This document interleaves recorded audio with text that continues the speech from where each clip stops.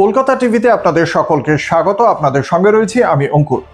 2020 সালে হয়েছিল আমপান ঝড়। সেই সময় রাজ্যে ক্ষমতায় ছিল মমতা বন্দ্যোপাধ্যায়ের সরকার এবং সেই আমপান ঝড়ের জন্য দু দফায় কেন্দ্রীয় সরকারের পক্ষ থেকে 3,750 কোটি টাকা ত্রাণের জন্য দেওয়া হয়েছিল। আর সেই টাকাতেই ব্যাপক দুর্নীতি হয়েছিল বলে অভিযোগ ওঠে এবং সেই দুর্নীতির প্রেক্ষিতে কন্ট্রোলার অ্যান্ড অডিটর জেনারেলের যে রিপোর্ট, ক্যাগ রিপোর্ট, সেই ক্যাগ তদন্ত হয়েছিল, তার যে রিপোর্ট সরকারের পক্ষ থেকে তা বিধানসভায় পেশ করে আলোচনা করার কথা, কিন্তু মমতা বন্দ্যোপাধ্যায়ের সরকার সেই রিপোর্ট বিধানসভায় পেশই করেনি।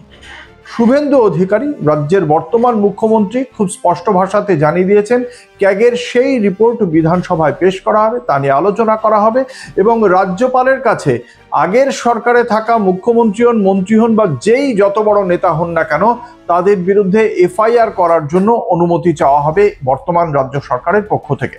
এবং যেটা জানতে পারা যাচ্ছে যে 2020 সালে এই 3,750 কোটি টাকা যে সমস্ত জায়গায় ত্রাণের জন্য গিয়েছিল, সেই সময় বহু মানুষ ত্রাণের টাকা পকেটস্থ করেছিলেন।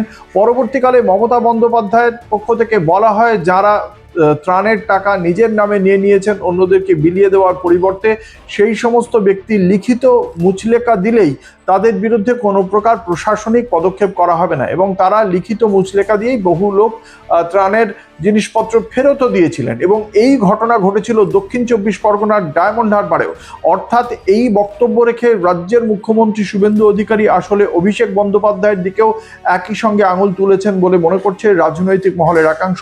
এবং পাশাপাশি যে কথা তিনি বলেছেন যে মুখ্যমন্ত্রী হন বা যে কোনো মন্ত্রী বা যত বড় নেতাই হন না কেন, তাকে তার বিরুদ্ধে এফআইআর করা হতে পারে, এভাবে মমতা বন্দ্যোপাধ্যায়কেও কার্যত একটা হুঁশিয়ারি দিয়ে রাখলেন বর্তমান মুখ্যমন্ত্রী শুভেন্দু অধিকারী।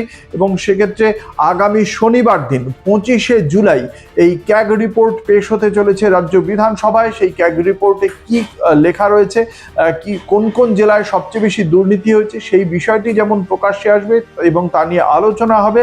এবং পূর্ববর্তী তৃণমূল কংগ্রেস সরকারকে যে এই বিষয়ে যথাযথভাবে রাজ্যের বর্তমান বিজেপি সরকার কোণঠাসা করতে চাইবে তা বলাই বাহুল্য। দেখা যাক এই রিপোর্টে কি আছে এবং সেই রিপোর্ট সংক্রান্ত যাবতীয় আপডেট আপনারা পাবেন কলকাতা টিভিতে। দেখতে থাকুন রাত দিন 7 দিন।